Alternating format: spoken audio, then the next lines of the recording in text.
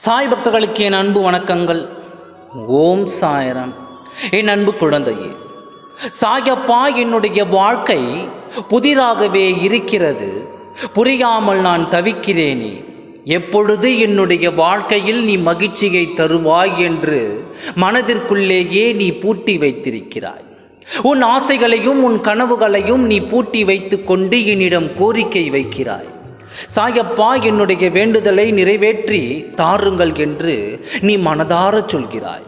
உன்னை நான் ஒரு நாளும் துன்பக் கடலில் நான் மூழ்க விட மாட்டேன்.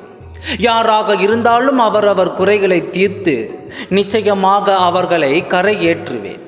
எது நினைத்தும் நீ கலங்க வேண்டாம்.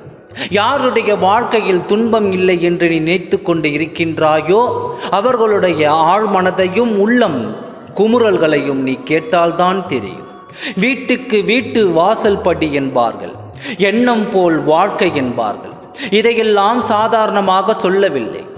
வாழ்க்கையில் எவையெல்லாம் நடக்க வேண்டும் என்று நாம் நினைக்கின்றோமோ அவையெல்லாம் சற்று தாமதமாக நடக்கலாம், ஆனால் நிச்சயமாக நடக்கும் என்ற நம்பிக்கை உனக்கு எந்த அளவிற்கு இருக்கிறதோ அந்த அளவிற்கு நீ நினைத்தது நடக்கும். எண்ணம் போல் வாழ்க்கை. உன் ஆழ் மனதில் நீ எதையெல்லாம் நல்லதாக நினைக்கின்றாயோ அவையெல்லாம் மெல்ல மெல்ல நல்லதாக மாறி உன் வாழ்க்கை சுபிட்சமாக மாறும். நீ வெகு நாட்களாக ஒன்றை நினைத்து கொண்டிருக்கிறாய், அதற்கான விடியலை நாளாய் இருக்கும். உன் மனதில் பூட்டி வைத்திருக்கும் அந்த பாரத்தை நாளை நான் நிச்சயம் இறக்கி வைப்பேன். கவலை கொள்ளாதே. வாழ்க்கையில் ஒவ்வொரு முறையும் நீ கவலை கொள்ளும் பொழுது என்னுடைய நாமத்தை சொல்கிறாய். என்னுடைய நாமத்தை சொன்ன யாரையும் நான் ஒரு நாளும் துன்பத்தில் ஆழ்த்த மாட்டேன். அவர்களுக்கான மகிழ்ச்சியை நான் நிச்சயம் கொடுப்பேன். என் துவாரகமாயில் அடைந்த மாத்திரத்தில் உன்னுடைய துன்பம் எதுவாக இருந்தாலும் கலைந்து போகும் என்பதை மட்டுமே நீ நினைத்து கொள்ள வேண்டும்.